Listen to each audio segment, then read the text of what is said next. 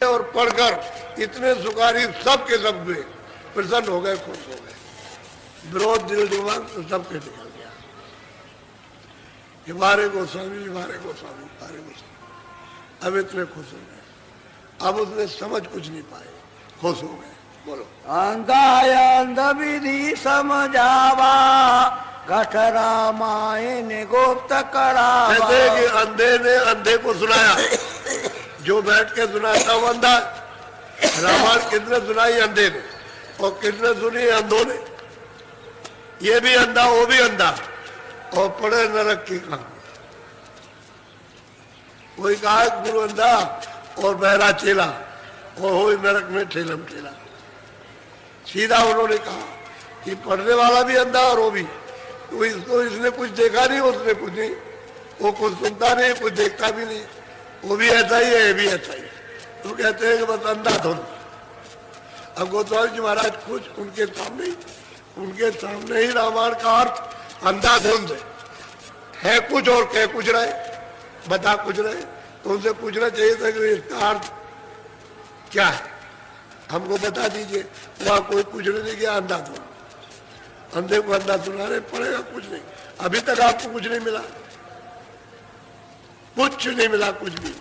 और रामायण किसी को मालूम भी नहीं क्या है रामायण। बोलो। अब कहो अंत समय स्थाना देवत देह तजी विधि कहो विधाना। देखिए भाई, अब अंत समय का ये है, ये जो शरीर छोड़ा गया है कब छोड़ा था, तो वो अपना बता रहे हैं कि भाई मैंने शरीर जब छोड़ दिया। संवत 1680 नदी वरुण के तीर सावन से कुला सप्तमी तुलसी तजो शरीर। 1680 था वो शरीर छोड़ दिया था। और अब संबत कितना है, इसका बीच का हिस्सा निकालो, अभी कितने दिन हो गए तो आपको मालूम हो जाए। कोई ज्यादा दिन तो हो गए होंगे। अभी तो मतलब ये महात्माओं को क्या ज्यादा, उसी थोड़े से और पीछे तो नानक जी महाराज हुए थे, थोड़ा पीछे से रहता उनका। पहले थोड़ा और रह जाते तो और पहले आ जाते तो समकालीन में होते उनके। तो मतलब ये कि नारे और महात्मा भी आए थे, ऐसे आते रहे बहुत महात्मा।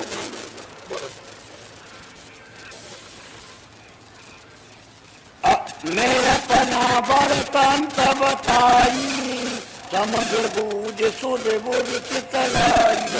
मैं तो अपना बर्तन तुम्हें बताना चाहता हूँ, और ये सबको सुधरना चाहिए।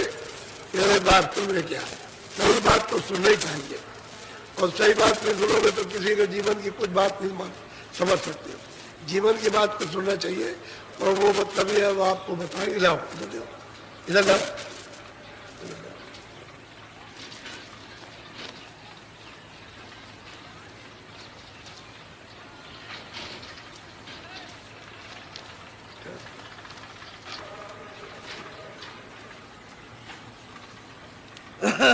विवेका संत चरण चित बांधी। बस कहते हैं कि एक ही हमने टेक बांधी है संतों के चरणों की।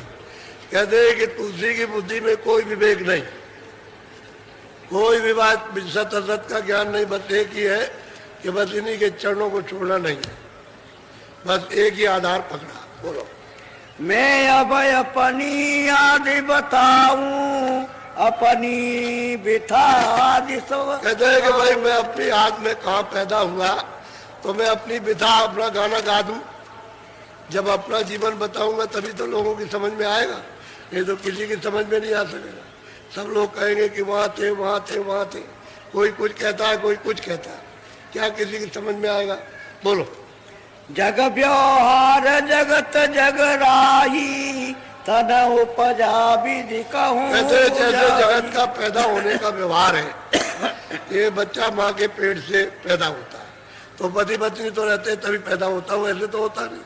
तो जैसा जगत का व्यवहार है, ये तन कैसे उत्पन्न हुआ वो जरा सुन लीजिए आप। बोलो। राजापुर जमुना के तीरा जहाँ तुलसी का भया शरीर। कहते भाई राजापुर जमुना के बिल्कुल किनारे पर गांव है, और कहते हैं कि तुलसी का जैसे जगत व्यवहार था उसी तरह से माँ के पेट से शरीर की उत्पत्ति हुई। जैसे आपके बच्चे पैदा होते ऐसे ही कहते हैं मैं भी पैदा हुआ। राजापुर गांव में जमुना जी के किनारे घर था, कहते हैं कि वही मैं पैदा हुआ था। बोलो। विधि बुंदेलखंड वोई देशा क्षेत्रकूट बीच दस। कहते हैं कि भाई वो बुंदेलखंड जो है वो क्षेत्र मशहूर है, विख्यात है, और चित्रकूट से यानी 10 कोस 20 मील। राजापुर गांव जमुना जी के किनारे है।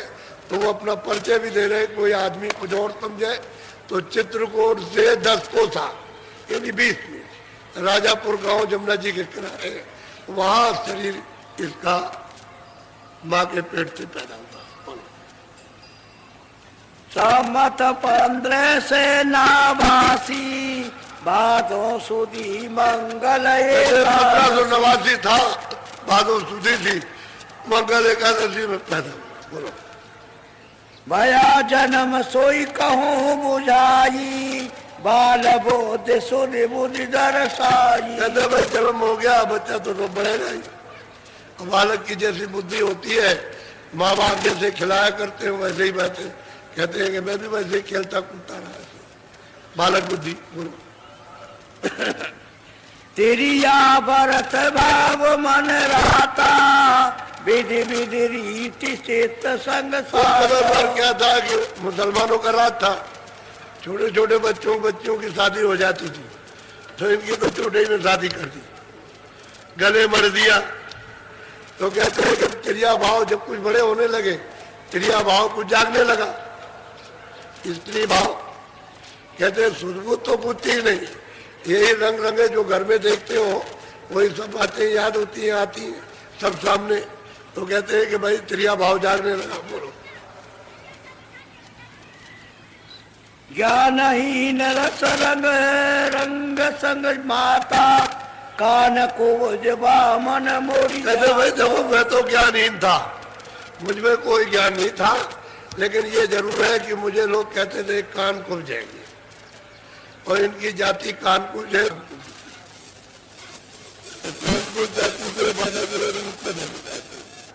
था और धन से धन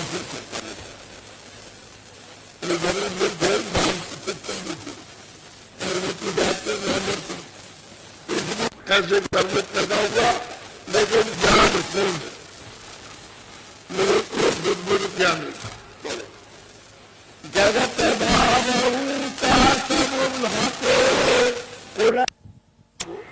सबको ऊंची जात और ऊंचा मतलब मान सब देते थे। कहते हैं कि जो तुम्हारा परिवार था।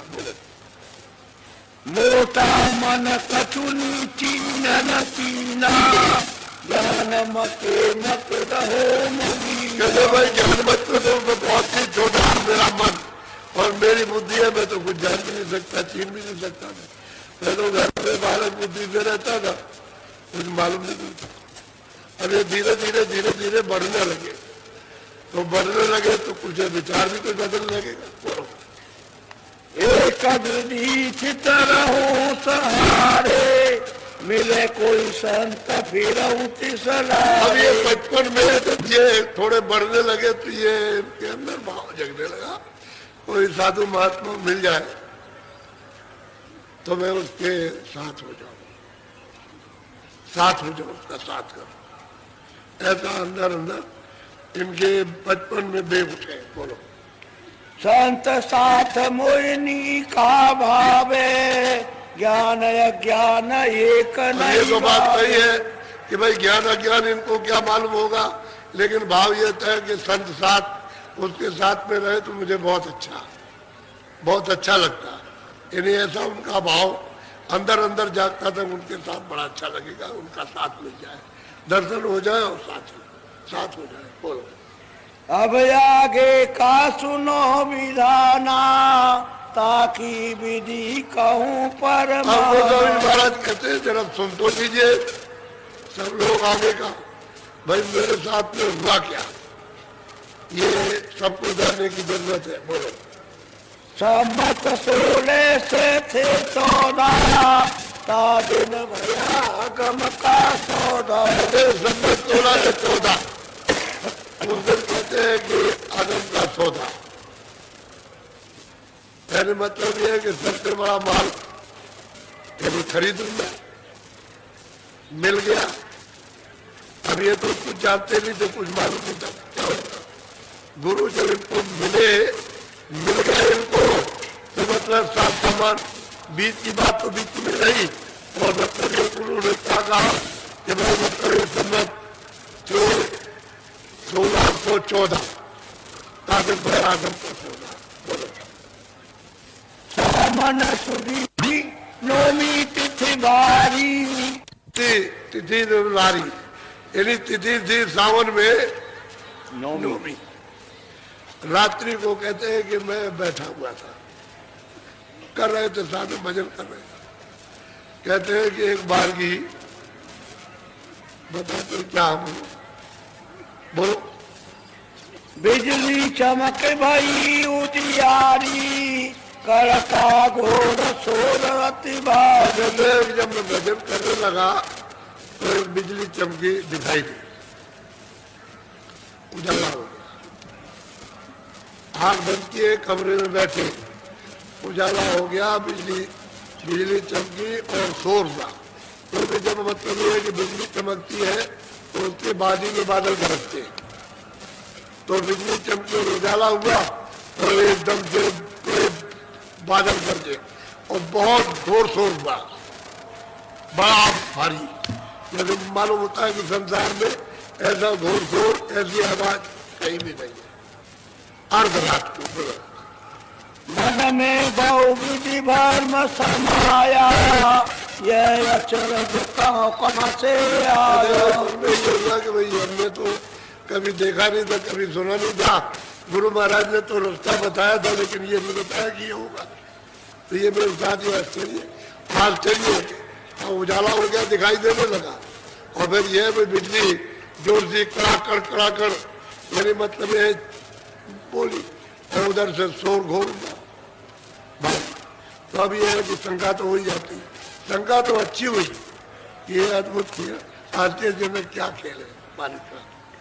रात हाँ, रात बीत गई भयऊ बिहाना, मन अचरज सोई कहूँ विधान। रात भर ये देखते रहे, वो शोर होता रहा, ये देखते रहे उजाले में, और बिजली कड़कती रही। ये सब कुछ उन्होंने रात भर देखा, सवेरा हो गया। तो उन्हें तो ये हुआ कि अब क्या किया जाए।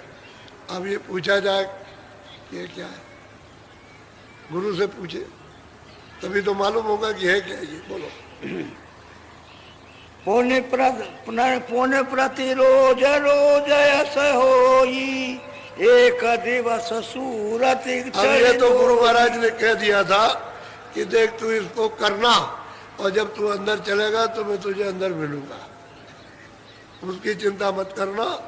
अरे मतलब तू मेरे साथ ना आ सके तो मैं तुझे अंदर ही मिल जाऊंगा, तो इसको करना। अब वो रोज प्रतिरोज बैठते थे, तो रोज उसके साथ होता था। रोज बिजली चमके, तरह तरह की गर्जन हो, आवाज घोर शोर मचे, वो उसको करते रहे, रोज सुनते रहे। कहते हैं एक दिन क्या हुआ कि हमारी सूरज चढ़ गई ऊपर चढ़ी मंडलों में। ये उधर तो खुले हुए मंडल है, अंधेरा उधर है नहीं। अंधेरा तो इतना ही है, ये जो कूड़ा कचरा आपका लदा हुआ है, ये आकाश है, उतना ही अंधेरा है। बस ये अगर कूड़ा कचरा निकल जाए तो किसी की आंख के सामने अंधेरा नहीं, उजाले ही है। उस उजाले में सब चीजें दिखाई देती, जो जिस मंडल की होगी वो सब चीजें देखने को मिलने लगती, वहां के रूप भी देखने को मिलने लगती। तो कहते हैं रोज प्रतिदिन, हर रोज मैं करता था रात को, तो रोज ऐसा होता था। एक दिन मेरी सूरत ऊपर चढ़ गई। बोलो। नील शिखर गुरुद्वारे माई, निरखाय चरज कहा न देखिए जाई। नील शिखर गुरु का दरवाजा, उन्होंने जो कहा था कि तू घबराना नहीं, मैं तुझे उधर मिलूंगा। अब ये गुरु का दरवाजा, गुरु मिल गए उनको गुरु। तो कहते हैं कि जो हमने अपनी आंख में वहां देखा कौतुक, यानी जो रचना का दृश्य देखा, जो सुंदरता देखी, वो कहते हैं कहा नहीं जाता। अब ये छोटी उम्र है, अभी तो ये बालक ही है, उसी उम्र से ही, और कहते हैं कि मैं कुछ था नहीं, और इतना ही भाव उठता था। जब थोड़ा सा 10-12 बरस के होने लगे तो कोई संत महात्मा मिल जाए तो उनकी लार में हो जाए, उनके साथ साथ हो जाए, ये भाव उनका अच्छा लगता था। और ये कहीं मिल गए, उनको मिल गए, उन्होंने रास्ता बता दिया। अब वो कहते हैं कि हम अंदर भी मिलेंगे, बाहर भी मिलेंगे, इधर भी मिल जाएगा, उधर भी मिल जाएगा। बोलो। कहाँ लगे कहूँ विधि विधि डंडा, पुण्य सब निरख परा ब्रह्मांड। कहते हैं कि सब कुछ वहां गुरुद्वारे पर बैठ करके कहते हैं, मैं क्या बताऊं आश्चर्य, जो चीजें देखता हूं सारा का सारा ब्रह्मांड दिखाई देता है। निरख पड़ा, यानी आंख से देख पड़ा, आंखों से दिखाई दिया तमाम ब्रह्मांड। अब ये जो यहाँ है, ये तो आपका बूंद के बराबर भी नहीं है। ये सारा संसार कुछ नहीं है, एक बूंद के बराबर भी नहीं है। और वो तो कहते हैं निरख पड़ा सकल ब्रह्मांड है, सारा का सारा दिखाई दिया गुरुद्वारे पर। बात तो बिल्कुल सही है, गुरु के दरवाजे पर जब जरूरत पहुंच जाती है तो ये सब देखती है। नानक जी ने भी ऐसे ही कहा, कबीरदास जी ने भी ऐसे ही कहा, और महात्माएं उन्होंने भी ऐसे ही कहा कि गुरुद्वारे पर बैठ करके देखा सकल विधाना, सब ब्रह्मांड पूरा का पूरा, जिस तरह की जो रचना है वो कहते हैं मैंने अपनी आंख से देखा। अब देखिए गुरु की कैसी कृपा हो गया। और नहीं तो वो अगर रास्ता नहीं बताते अर्ध रात को बैठे थे भजन पर रोज बैठे हैं तो रूखे सूखे बैठे ही रहते थे रोज। यानी मतलब ऐसे तो आदमी बैठता ही महीने 2 महीने 4 महीने बैठता है, सही कुछ नहीं होता है, कुछ समझ में नहीं आता है, कुछ करता है, मतलब उसी में दया हो जाती है। दरवाजे में बैठता तो रहे कम से कम, तो किसी न किसी दिन अपनी लगन से कृपा हो ही जाएगी। तभी तो मतलब यह है कि उधर से बिजली चमकी और प्रकाश और उसमें गौर शोर हुआ, और मतलब रोज सुनते रहे। उनको इतना प्रिय, इतना मीठा, इतना ठंडा लगा कि वो छोड़ते नहीं थे उसको। तो कहते हैं एक दिवस मेरी सूरज चढ़ गई और गुरुद्वारे पर पहुंची, और वहां से सब देखा। वो तो बहुत ऊंचा स्थान है, ऊपर में खड़े होकर के सब दिखाई, स्वर्ग वैकुंठ भी सब दिखाई देता है, लेकिन वो एक तरफ है स्वर्ग बैठो किनारे दिखाई देता है सब। और जो वहाँ लोग रहते हैं लिंग शरीर में, स्त्री पुरुष सब दिखाई देते हैं। स्त्रियाँ भी रहती हैं, पुरुष भी। ऐसा नहीं कि वहाँ स्त्रियाँ नहीं है, लेकिन ये शरीर नहीं है स्त्रियों का, पुरुषों का भी ये शरीर नहीं है, वो लिंग शरीर है, लिंग शरीर। और बड़े खेल तमाशे नाच कूद बहुत होते रहते हैं, और ऐसे उनके बढ़िया बढ़िया मुकुट है कि ऐसी सुंदरता यहाँ ही नहीं, इसे कई सुंदरता। ये तो मैं कभी कभी आपको इशारा कर देता, कोई बात नहीं है, लेकिन वहाँ उनको सब दिखाई दिया। अब वो आश्चर्य की बात रही जो उन्होंने कभी सपने में भी नहीं सोचा था, गुरु की ऐसी कृपा दिखाए हुए कि वो सब वहाँ दिखा रहे। तभी तो उन्होंने कहा अति विचित्र, वहाँ मन वहाँ लोग अनेका, अनेकों लोग एक से एक, यानी विचित्र रचना से रचे हुए दिखाई दे। वही बात है। अब ये इसको कौन जानेगा, यही तो देने के लिए, इसी को तो दिखाया उनको। जितने लोग उनके पास आए, ऐसे ही तो चढ़ाई उनकी भी हुई। वो अपनी भी बता रहे कि भाई मेरी भी चढ़ाई ऐसे ही हुई, कि मैं भी ऐसे ही चढ़ गया, मैं भी तो कुछ नहीं था। वो कहते हैं वो स्वामी मैं तो कुछ नहीं जानता। सबने कहा कि मैं कुछ नहीं जानता था। ये जितने को स्वामी जी महाराज के पास पहुंचे के लगे हम कुछ नहीं जानते, अंधे थे, अंधे बन करके ये पढ़ते थे अक्षर, जानते कुछ नहीं थे। अब वही कहते हैं जो बड़े बड़े विद्वान थे कि हम अंधे, ये तो बात कुछ नहीं थे, कहते हम कुछ नहीं थे। गुरु की कृपा हो गई, गुरु मिल जाए तो काम बन जाएगा। जानकार गुरु मिलना चाहिए, नहीं तो गंगा जमुना और तीर बेनी कमल माई सतगुरु। वो कहते हैं कि जब हमको निरख पड़ा ब्रह्मंडा, तो उस ब्रह्मांड में कहते हैं गंगा और जमुना बड़ी बड़ी नदियां बह रही, जितना तुम्हारा संसार है वहां एक एक नदी है, ये नदी कुछ नहीं है वहां, ये संसार तुम्हारा कुछ भी नहीं। वहां ऐसी ऐसी उसमें उस ब्रह्मांड में ऐसी कितनी नदियां, अनंतों नदियां वहां बह रही हैं। तो आपको तो ये सब कुछ पता है नहीं है, लेकिन ये है कि जब चढ़ाई करोगे तो सूरज जब इसको देखेगी, जो दोनों आंखों के पीछे बैठी है, तब मतलब ये है कि इसकी आंख खुलेगी। अभी तो उसकी आंख बंद हो गई, पहले तो खुली थी आंख, तभी तो लोग यहाँ से वहाँ जाते आते थे। अब उसकी बंद हो गई है और शक्तिहीन हो गई। अब ये सिमट करके यहाँ आए आंखों के सामने, और यहाँ करके जब सिमटे तो इसका बड़ा अद्भुत प्रकाश, अद्भुत रोशनी। सूरज की रोशनी ऐसी नहीं है, वो बड़ी गंभीर रोशनी और चमकदार, बहुत तेज रोशनी है। सूरज की रोशनी ऐसी नहीं, ये यहाँ इकट्ठी हो जाया करके, इधर से सिमट करके यहाँ ले आए, और फिर इसका फोकस देखो, वो तो दिखाई देता है रात को, आगे जो लाइट पड़ती है ना उसके फोकस के आगे, और वहां जाके गोलाकार बनता है।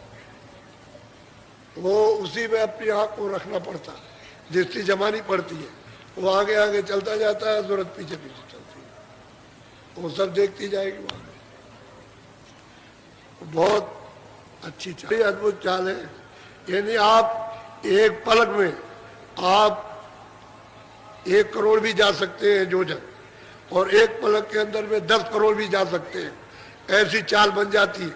और एक पलक के अंदर पलक के मारते में 1 अरब भी आप योजन जा सकते हैं, इतना लंबा चौड़ा मैदान।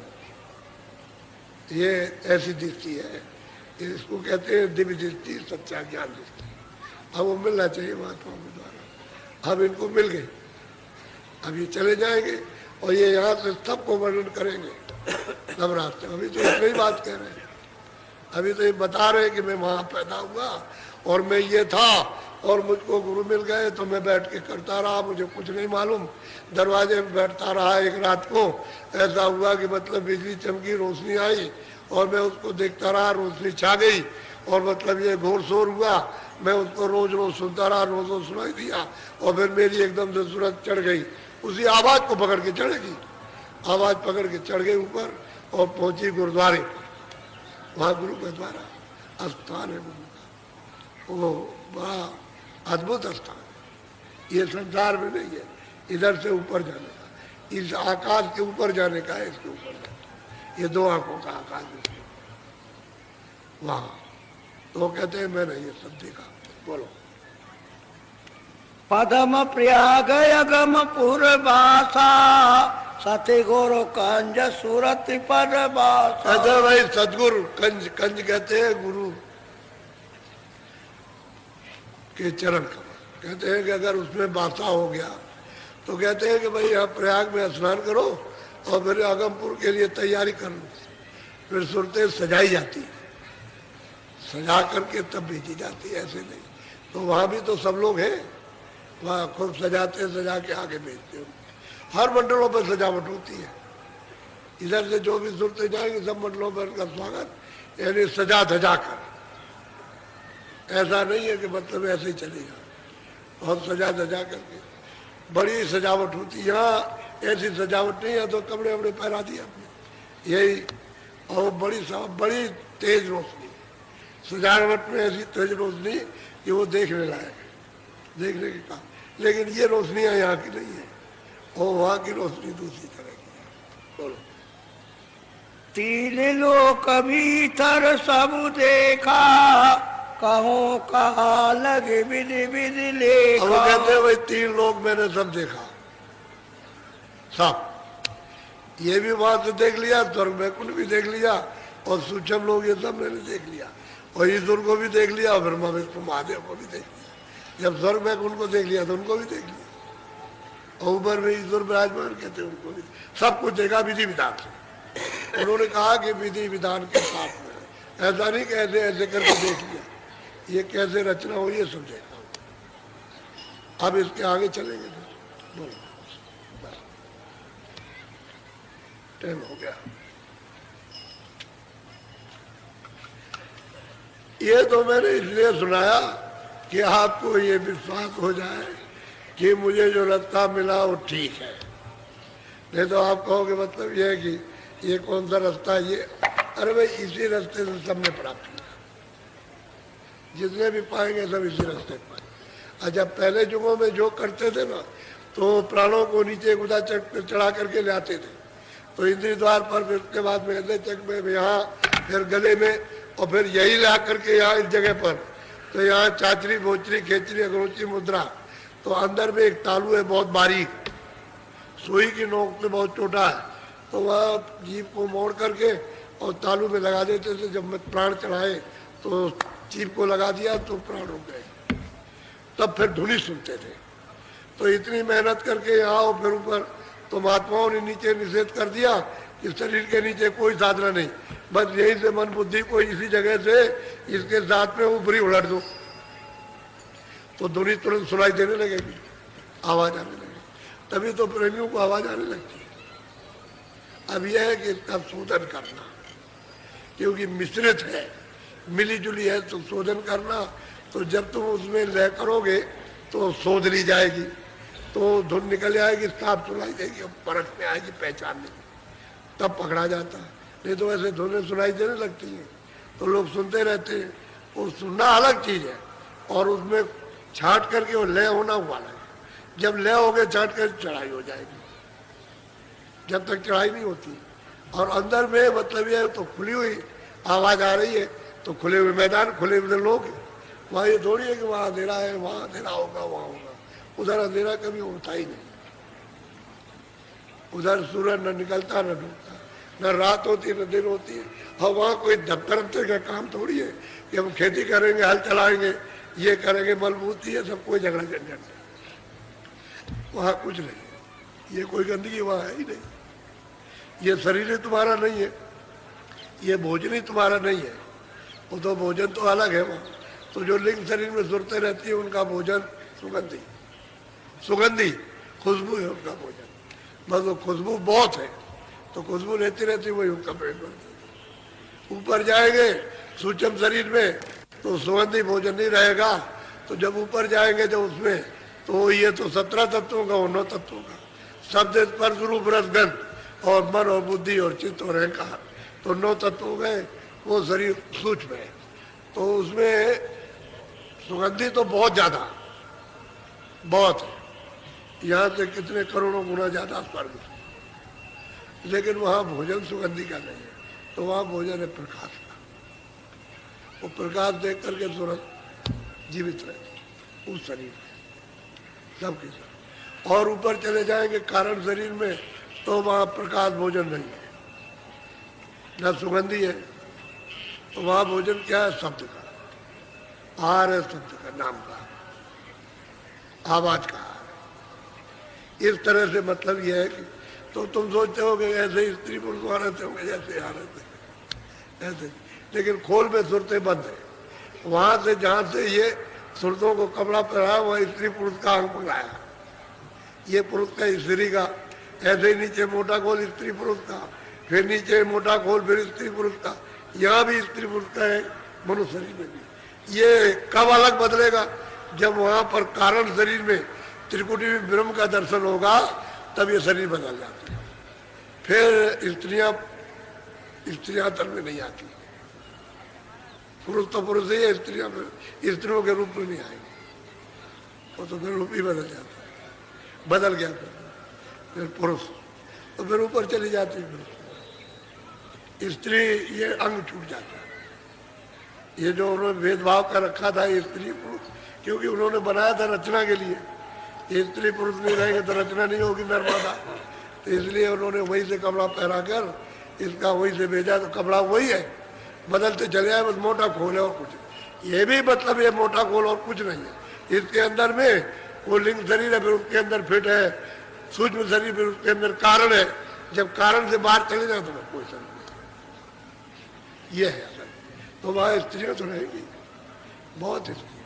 ये स्वर्ग वैकुंठ के ऊपर तो इतना बड़ा स्त्रियों का लोक है कि स्वर्ग वैकुंठ कुछ नहीं, और तुम्हारा मृत्यु लोक कुछ नहीं, उसमें डाल दीजिए, पता नहीं चलेगा कहाँ स्वर्ग चला गया और कहाँ पर आपका मृत्यु लोक चला गया।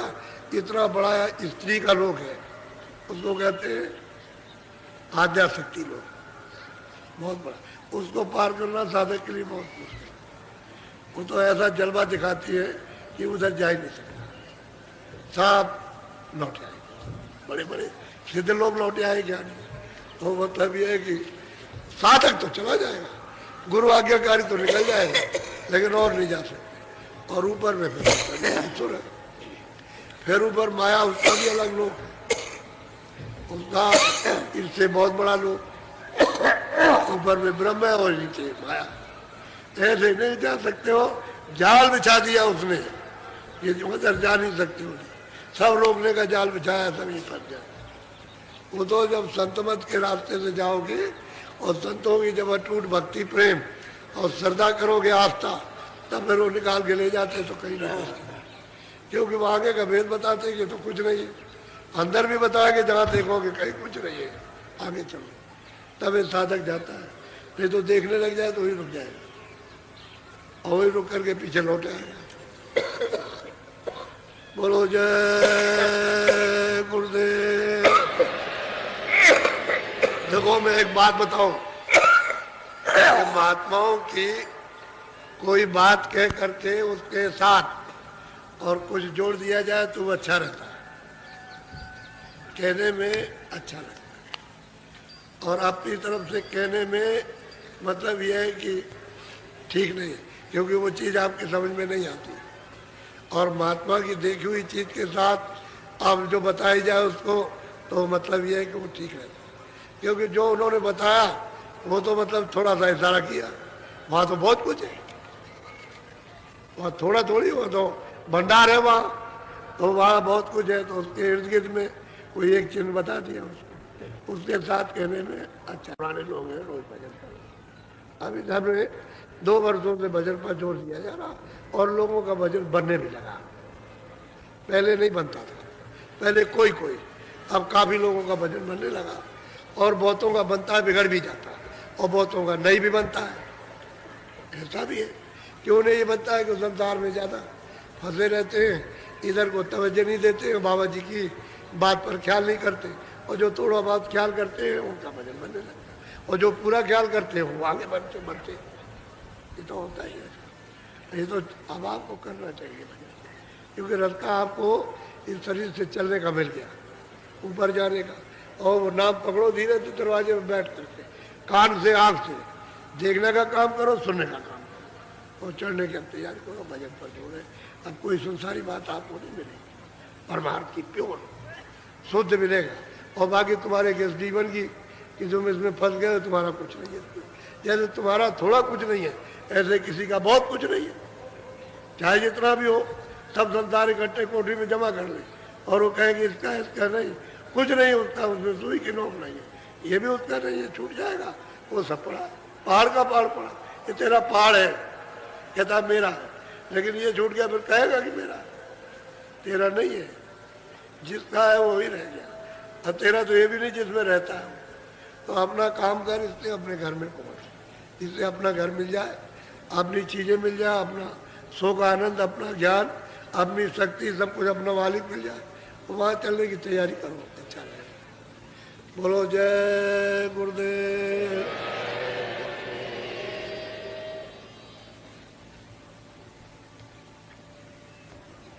ये समुदाय है, ये मथुरा नगरी है, ये 10 मिनट 1 घंटे का दुकान है, ये तो आपको 10 दिन का।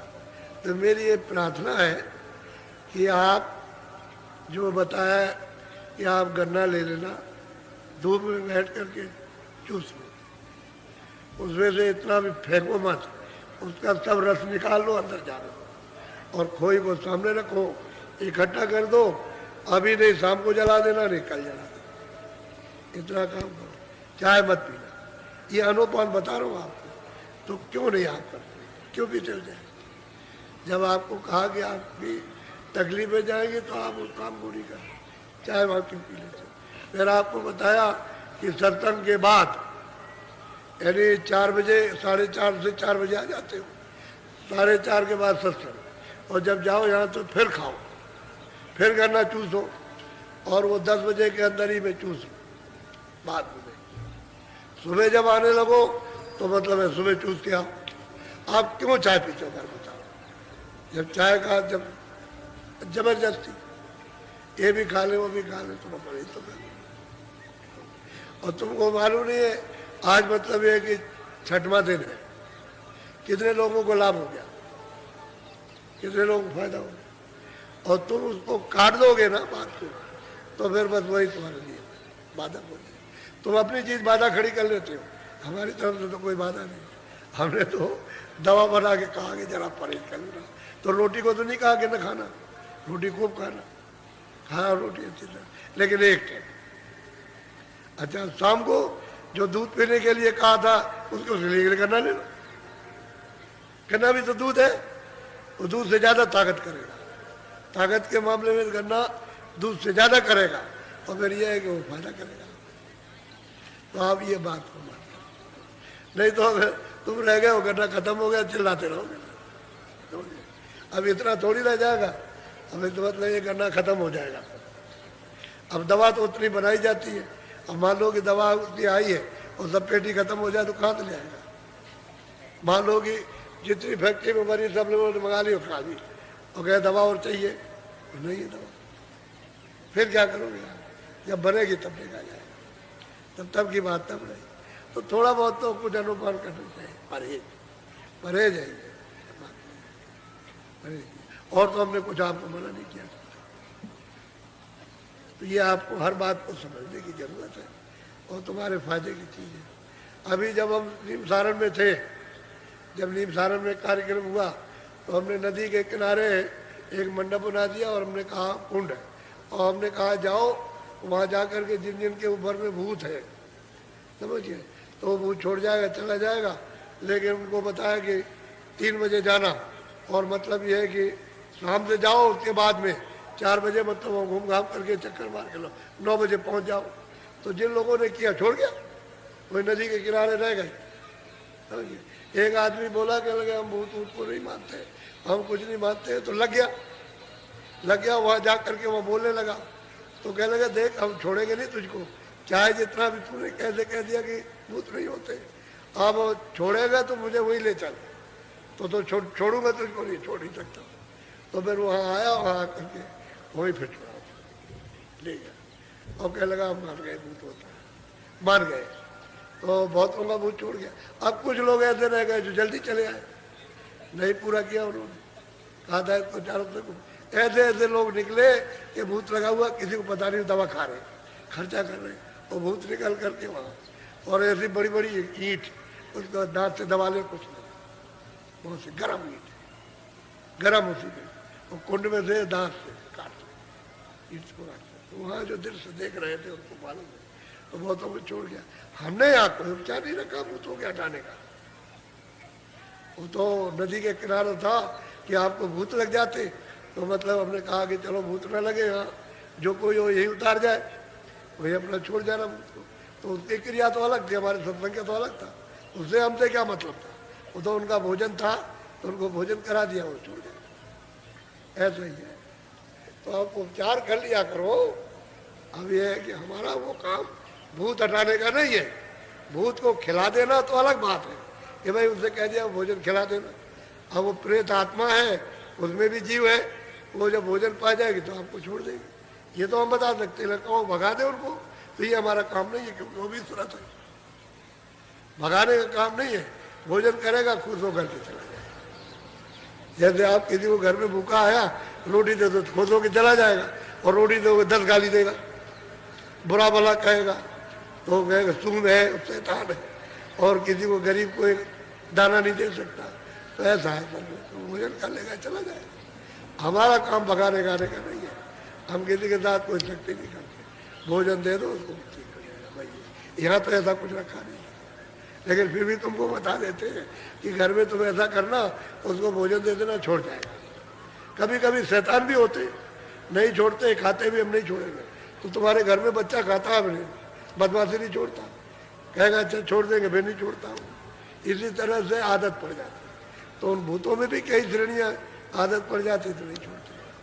अब ये तकलीफें बहुत आ गई, बहुत ज़्यादा। बरसात हो रही है, शारीरिक तकलीफ, परिवार की, समाज की, इसकी उसकी, बहुत बीमारियों की, ये बहुत तकलीफ में आ गए, तो आप भजन करो, ये है दवा तुम्हारे लिए, आगे के लिए भी, आपके लिए भी दवा, भजन जरूर। अच्छा अच्छा, बैठ तो जाओ जरा भजन पर, आप कपड़ा डालो सिर पर, ध्यान से आप सुनिए। बहुत से लोग अभी आए हुए हैं जो बेचारे अभी मिल नहीं सके और बड़े परेशान। तो ये तो आप जानते ही हो कि उपस्थिति बहुत है, और संयम से तो बैठो जाएगी, और संयम नहीं रखोगे तो दिक्कत रहेगी। तो पुराने जितने लोग मिल चुके हो वो तो आप लोग आज बैठेंगे नहीं, और उनको थोड़ा मौका दीजिए जो नए लोग आए, ताकि वो बेचारे बहुत कोई बात लेकर आए, कुछ कहना तो अपना कह देते हैं, कुछ सुनना सुन लेते हैं, तो उनको ये हो जाता है कि हमारी बात सुन ली। ये नहीं, ये तो आप जानते हो कि इतने लोगों में कैसे मिलना जुलना उस तरीके से तो हो जाएगा, लेकिन ज़्यादा दौड़ा दौड़ कि हम भी तो अकेले आदमी ना, तुम बहुत हो, मैं अकेला हूँ, कोशिश करता हूँ कि सबका काम हो जाए। अच्छा, बोलो जय गुरुदेव। अब आप खड़े हो जाओ, जो कुछ भी आपने आज को लाद रखा उसी के अनुसार मन बुद्धि चित्त काम करते, फिर काम क्रोध लोभ मोह का, फिर इंद्रिया किस तरह से चला मत, इसमें तो फंस गया। आप निकलोगे कैसे? महात्मा जब आपको निकाले, और उनका हाथ पहला रास्ते का आगे का भी और यहाँ का भी भेद तुझको बताए। बोलो जय गुरुदेव। अब यह है कि प्रेमियों में तो कोई कमी हुई नहीं, ये सब मैदान वैसे ही है, लेकिन बहुत गए, बहुत लोग चले गए, यानी कल और परसों और आज भी बहुत जाएंगे। तो आप लोग जाओ, लेकिन सत्संग कि हमेशा चाह बनाए रहना।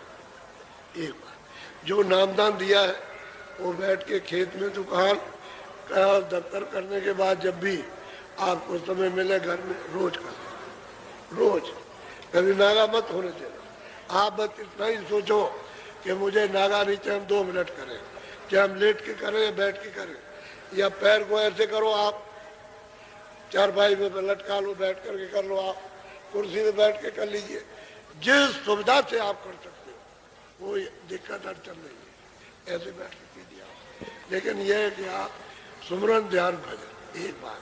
दूसरा, ये पक्का अपना इरादा यहाँ से बना लीजिए कि मुझे शाकाहारी रहना अब नहीं मिलता। मैंने जो कुछ भी किया है, जो कुछ भी हमने किया है गलती, अगर हमारी यही माफ हो जाए तो हमारे ऊपर सबसे बड़ी मालिक की दया, तो आप नहीं करते। एक तो शाकाहारी रहो, और ऐसी कोई नशा मत करो जो बुद्धि को नाश कर दे। 2 चीजें बचे रहो, बाकी धीरे से सब समझ में आ जाएगा।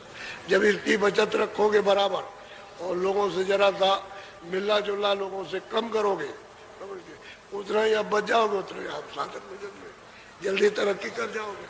और फिर ज्यादा मिलते जुलते रहोगे तो दूसरों का बोझा आप पर आ जाएगा, और आप नहीं जानते हो कि कैसे एक दूसरे के ऊपर ट्रांसफर होता। तुम्हारी नेकी तो उस पर चली जाएगी और उसकी बदी तुम पर आ जाएगी, तुम नहीं समझ पाओगे, क्योंकि ये तो राज है, ये ट्रांसफर होता रहता है, इसका कर्म उस पर, उसका कर्म उस पर, तो तुम्हारी समझ में नहीं आएगा। साधक को बचने की जरूरत है, जरा मिलना जुलना जरा सा थोड़ा कम रखे। जब अपने काम में लग जाओगे, काम किया घर आए, फिर आप इसमें लग गए तो मौका ही नहीं मिलेगा। तो आप समय मत दो अब मन को फैलाने का।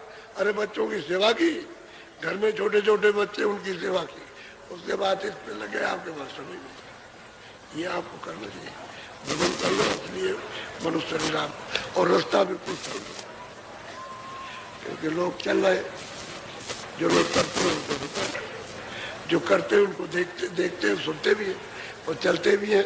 इसलिए करने वालों के लिए तो ठीक है, लेकिन यह है कि कभी किया कभी नहीं किया, वो आदत मत बनाओ।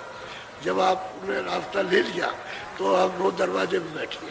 दरवाजे में बैठने का काम पहले, और दया तो बाद में।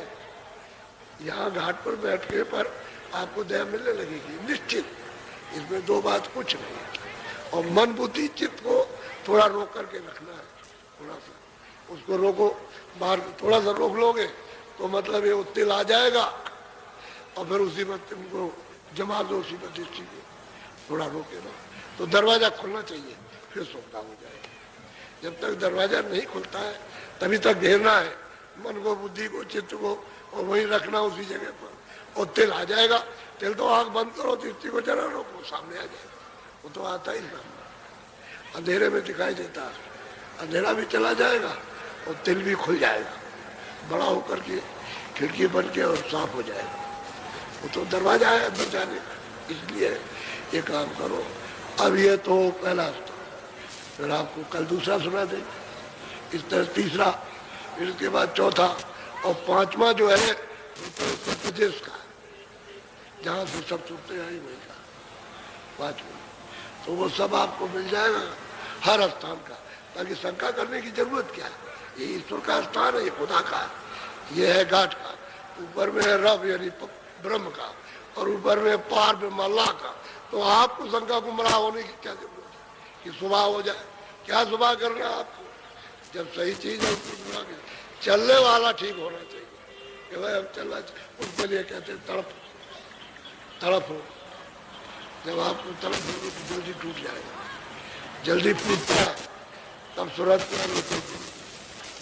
नहीं ऐसे। अरे रो तो आपका ध्यान एक तरफ हो जाएगा। जब चिल्लाते हो, जब माँ बच्चे के लिए चिल्लाते हो तो एक तरफा ध्यान हो जाता है। ऐसे ही जब तनमन दिया तो एक तरफ चिल्लाओ जोर से तो एक तरफ ध्यान हो जाएगा आपको, तो जल्दी हो जाएगा, जल्दी का। ऐसे ही सुस्ती मत रखो, चुस्त चालाक हो जाओ।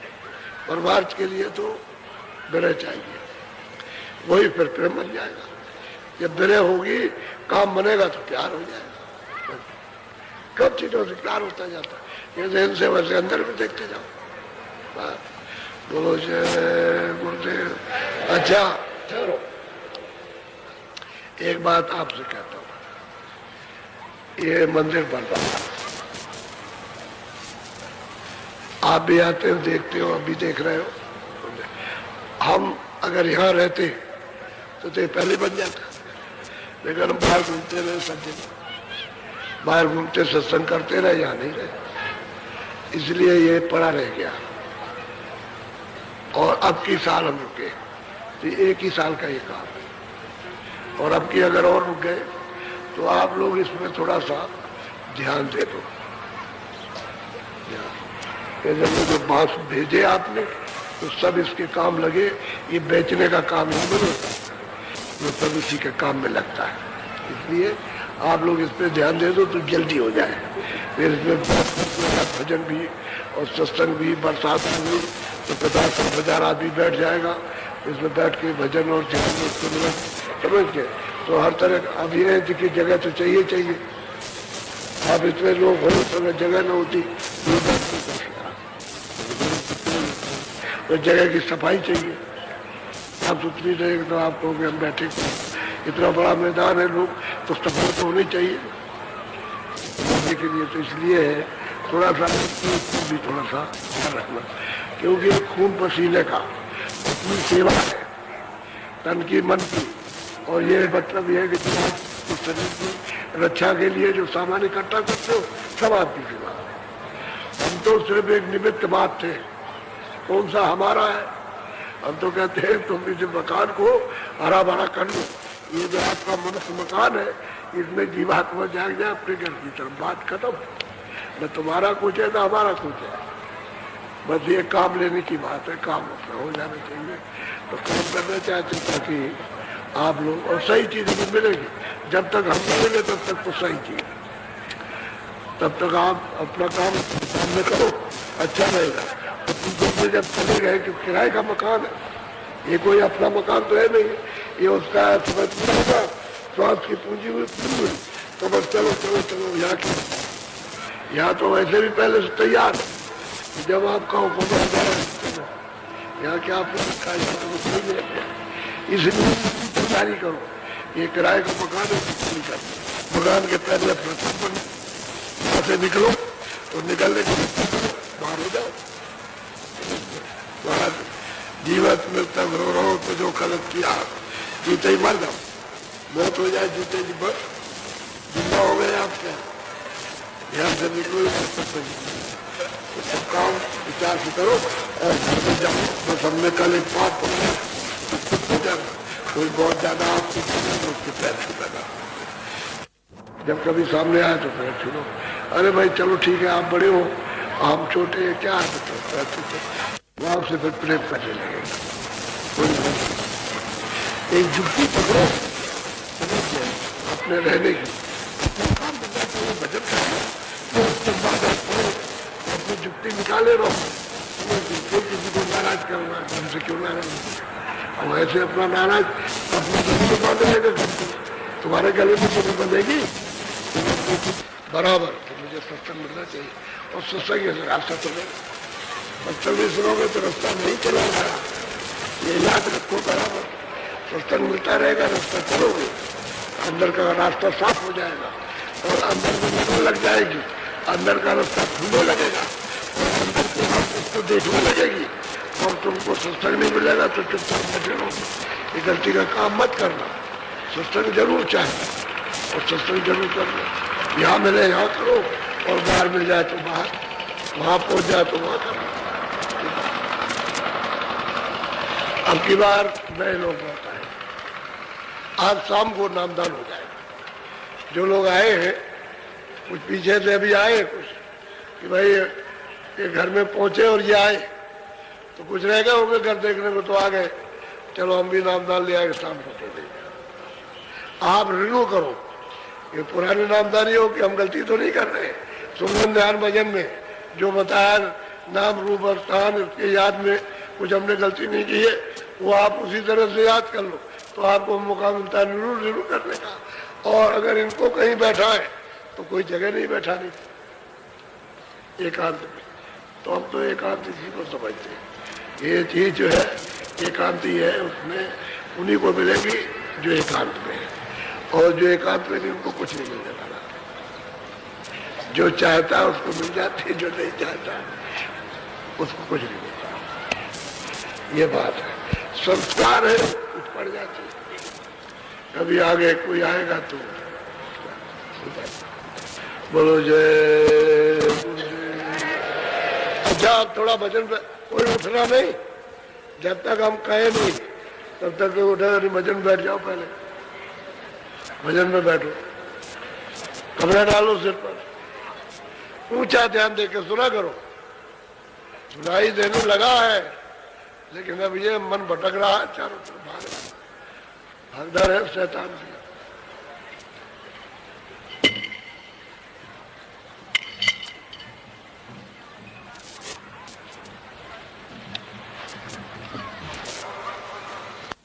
बच्चों बड़े ध्यान से सब सुनो। आपको जो बताया गया था कि 9 दिन आप लोग जो है सुबह जब आना तो गन्ना खा लेती, आप सुबह कुछ मत खाना, ये बताया था आपको। और सत्संग के बाद जाना तो गन्ना खाना धूप में बैठ करके, और उसके बाद में मतलब ये है कि 4 बजे के फिर नहीं, रात को जब यहाँ से सत्संग के बाद जाओ तो वहाँ जरा सा इसको करो तो कितनी तकलीफ, तो तुमको बीमारी लगी है कितने लोग ठीक, और जिन्होंने संयम से खा लिया वो ठीक, और जो इधर उधर की बात जो सोचते हैं तो दवा दी जाती है तो कुछ नहीं, ऐसे खाते रहोगे और ऐसे ही और समय निकल जाता है। बात को पूरा पालन करा करो, समझ गए। बाबा जी कोई घंटी में पुण्य नहीं बांधे, ऐसे ही कोई उसके हिले रोजी यानी मौत खाने कोई ना कोई आधा उसमें। तो आप लोग ये 2 दिन अभी बाकी है, नागा मत करो। बताया था खूब अच्छी तरह से, मतलब कुछ नहीं जाने से दो इसको। अरे पेट तो तुम्हारे ही भरना है, पेट में तो तुम्हारे जा रहा, किसी और के तो नहीं, लेकिन उसको संयम से। बस यही है कि चाय मत पीना, ये बताया था। और गलती करोगे तो फायदा नहीं करेगा, क्योंकि बात आपने काट दी। उस दवा को उसका बद परहेजी कर दी तो खत्म हो गया। तो वो नुकसान मत करो, सीधा सीधा काम करो। अच्छा अभी जाना तो मतलब एक अच्छी तरह से चूसो धूप में बैठ करके, ठीक से धूप में बैठ करके ऐसे ही, और फिर उसके बाद कल का दिन और फिर उसके बाद नहीं मिलना, एक भी डूडे नहीं मिलेगा। जो मिल जाएगा आज मिलेगा, कुछ कल नहीं। इसलिए गलती का काम मत करो। बोलो जय गुरुदेव, जोर से बोलो जय गुरुदेव, जय गुरुदेव, जय गुरुदेव नाम किसका, जय गुरुदेव नाम किसका, जय गुरुदेव नाम किसका। सीधा सीधा उच्चारण। वो मालिक है, ये जो आवाज तुम्हारी अंदर बाहर जो चल रही है ये सब जान रहा हूं। हम तो कहते हैं कि दया उसकी हो ही रही है। खड़े हो जाओ।